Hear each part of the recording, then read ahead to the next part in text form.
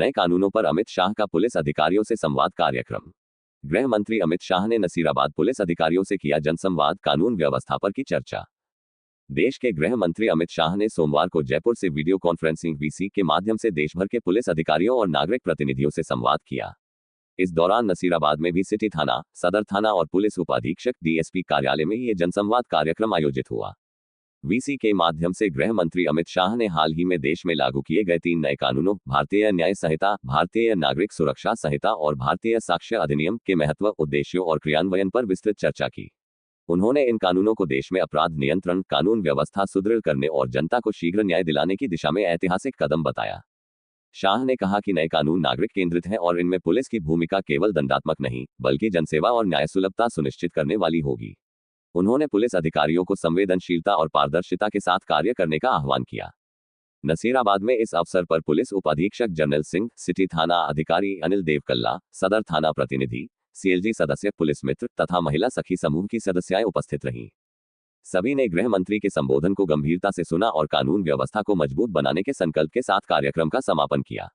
इस संवाद के माध्यम से केंद्र सरकार द्वारा अपराध नियंत्रण और न्याय प्रणाली में सुधार के लिए किए जा रहे प्रयासों और इसके साथ ही अनुरोध करना चाहेंगे, एक स्मृति चिन्ह शौर्य का प्रतीक, ये हमारा स्मृति चिन्ह माननीय को भेंट करेंगे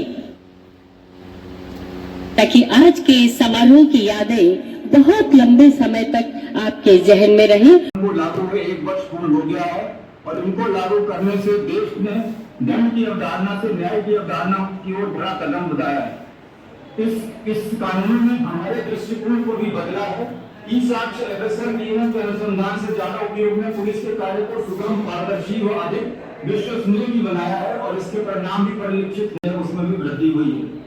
और साथ ही मैं बताना चाहूंगा कि नाफिस के प्रयोग को भी हमने 81% बढ़ा के, जो पहले 1,44,000 डेटाबेस जनवरी में था, उसको 2,56,179 यानी 76% की वृद्धि हम अब तक कर पाए हैं।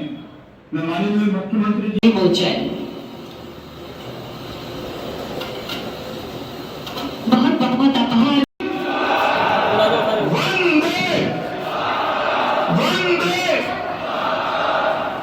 मंच पर उपस्थित राजस्थान के लोकप्रिय मुख्यमंत्री श्रीमान भजनलाल जी, सारे अधिकार समय पर और सुलभ तरीके से मिले ऐसी व्यवस्था करना चाहते हैं।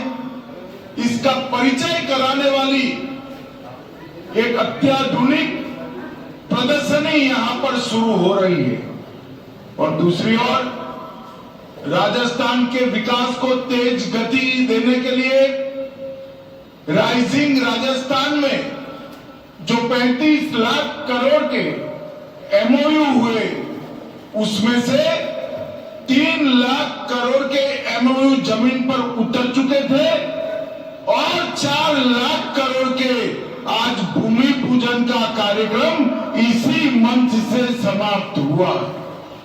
और इसे अधिवक्ता हो, चाहे अधिवक्ता बनने वाले विद्यार्थी, ये सभी को मेरा विनम्र अनुरोध है कि आप इस प्रदर्शनी को जरूर देखिए, क्योंकि आने वाले दिनों में हमारी आपराधिक न्याय प्रणाली में जो एक बहुत बड़ा परिवर्तन आने वाला है, ये प्रदर्शनी उसको सटीक तरीके से दिखा रही है। इसी के माध्यम से आप जान पाएंगे कि 160 साल पुराने कानूनों को समाप्त कर नरेंद्र मोदी जी जो नए 3 कानून लाए हैं, इससे किसी भी एफआईआर देश भर में 2027 के बाद होगी। पूरी व्यवस्था लागू होते होते 2 साल और लगेंगे, परंतु 2027 के बाद जो भी एफआईआर होगी, इसको 3 साल के अंदर ही सुप्रीम कोर्ट तक न्याय देने की व्यवस्था इस कानून से हो जाएगी। 395 से ज्यादा लोग उपयोगी चीजों में या तो जीएसटी की दर 0 करी है या 28%, 18%, 12% से 5% करने का काम किया है।